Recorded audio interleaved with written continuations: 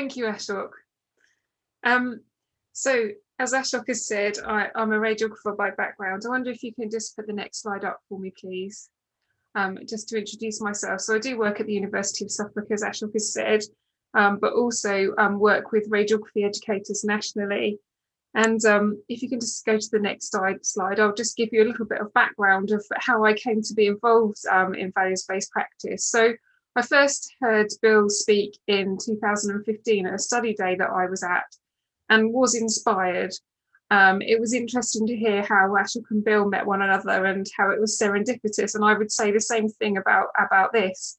After his presentation, I invited him to come and speak at a study day at the Society and College of Radiographers in 2016. And it was a study day when we were looking at sort of patient care and the role of the radiographer.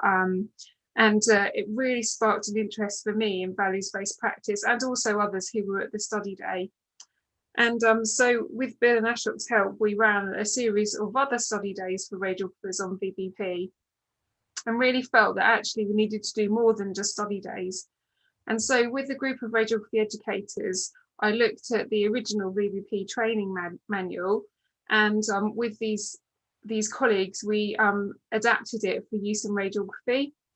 And it was published in 2018. I'll come back to that in a moment. But since that time, I've been an invited speaker, run training events and study days since that time when we launched our manual. For those of you who don't know, radiographers, there's two professions within radiography, so diagnostic and therapeutic radiographers.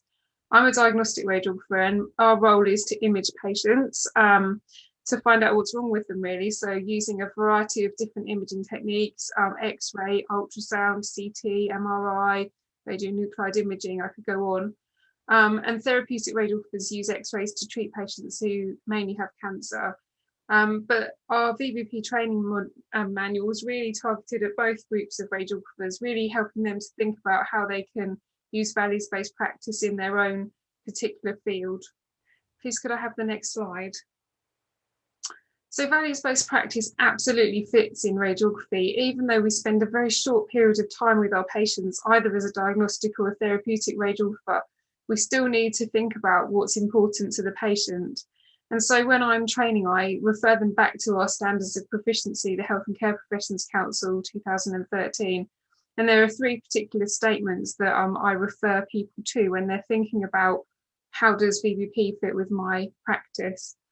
So understanding the need to respect and uphold the rights, dignity, values and autonomy of service users, including their role in the diagnostic and therapeutic process and in maintaining health and well-being. And then understanding the requirement to adapt practice to meet the needs of different groups and individuals.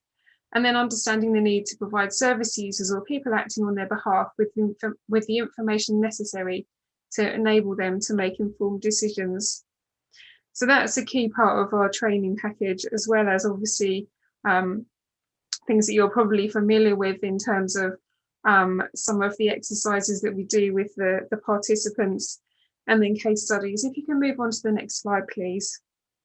So as I said, we collaborated as a group of radiography educators to adapt the original training manual for radiographers. And here's just a screenshot to show you what the training manual looks like. It's hosted on the Society and College of Radiographers website and also on the Collaborating Centre's website as well, and can be used by any radiographer in a training setting. So we sat down and wrote some case studies from radiography, both diagnostic and therapeutic, based on real patients who each of us had come across. So we've got some case studies where there's really good practice in values-based practice, and also some case studies where you can see that the practitioner really wasn't considering what was important to the patient. And as I said, I've conducted a few study days and training sessions, but we've also put out a recommendation nationally that the training manual should be used within pre-registration training for all radiography students. The training that we've been undertaking has also been for qualified staff. So I've been out to imaging departments and therapeutic departments to teach radiographers and to do some short training sessions with them. And it's kind of a snowball effect. So once you've trained a few people and infused them, then they continue the work. With a colleague, I've also done a small piece of research, just comparing what patients want, what radiographers think that patients want, and what managers think that patients want, just to make a comparison there, because the key thing really is that we should never make assumptions, should we, about what our patients actually want. If you can go to the next slide, please. One of the things that we get thrown back at us when we're doing training on values-based practice is, I haven't got time for this as a radiographer. I only spend a very short time with my patients, and there are always time pressures. However, I would always argue, and I always say as part of any presentation, time taken at the start of the interaction to get to know your patient and what is important to them is time saved in the long run. We should never make assumptions about what our patients want or need, or what is important to them. Thank you very much for listening. I'm happy to take some questions if you can move on. Thank you very much.